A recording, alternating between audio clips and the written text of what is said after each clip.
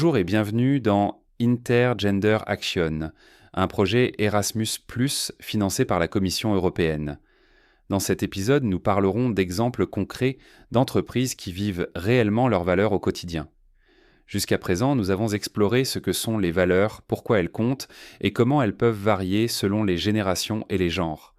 Mais maintenant, voyons comment certaines entreprises ne se contentent pas de parler de valeurs, elles les placent au centre de tout ce qu'elles font. En premier lieu, Danone, le géant français de l'alimentation. Vous le connaissez probablement pour ses yaourts ou ses boissons végétales. Mais en coulisses, Danone est animé par une philosophie puissante. Il croit que la réussite commerciale et le progrès social vont de pair. Leur double projet vise à équilibrer la croissance économique avec une mission sociale. Apporter la santé par l'alimentation au plus grand nombre. Cette mission ne se limite pas à des mots. Elle est ancrée dans des valeurs claires qu'ils appellent HOPE, humanisme, ouverture, proximité et enthousiasme.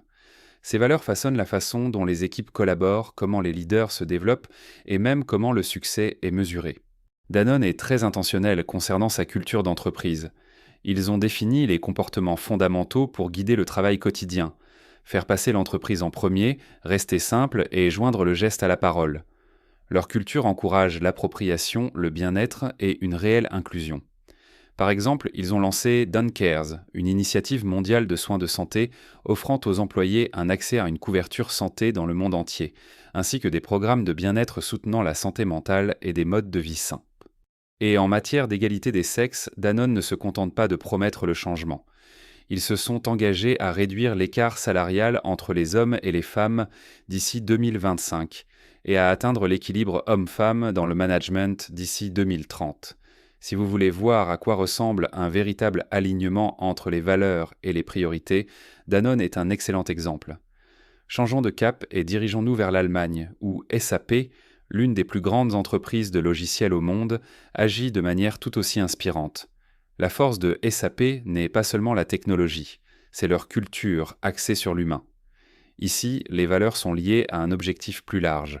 Les employés sont encouragés à trouver un sens à leur travail et à le relier à un impact positif sur la société. Mais ce ne sont pas que de belles paroles. SAP crée activement un lieu de travail inclusif et solidaire. Ils mènent des programmes d'embauche pour les talents neurodivers, fournissent des ressources solides en matière de santé mentale et travaillent pour augmenter le nombre de femmes occupant des postes de direction. Leur conviction ? Lorsque les gens se sentent valorisés, compris et alignés avec la mission de leur entreprise, ils sont plus performants et se sentent mieux. Alors, que pouvons-nous retenir de Danone et SAP ? Que l'alignement des valeurs et des priorités n'est pas un plus. C'est une stratégie qui fonctionne.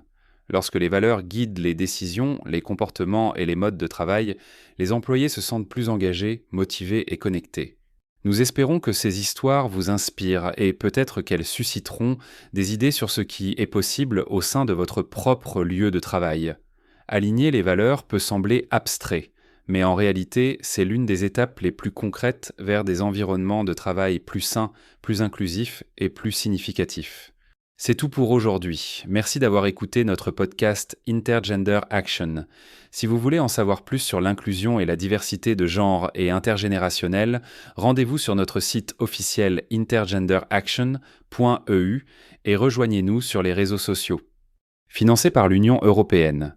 Les vues et opinions exprimées n'engagent que leurs auteurs et ne reflètent pas nécessairement celles de l'Union européenne ou de l'agence Erasmus+, France Éducation Formation.